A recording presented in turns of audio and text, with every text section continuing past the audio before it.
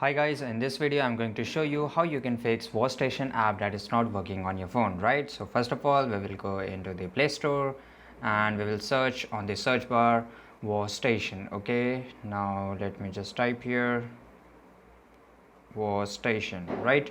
And after that you have to open this app and you have to update the app, or just make sure that if there is an option update in the place of open, you have to update the app right away, and make sure that you are using an updated app, right? So this may fix a problem, but if it doesn't, just go to home page, click and hold and go to the app info. You can go from settings too. Okay, and after that the first option is storage usage, just go to that.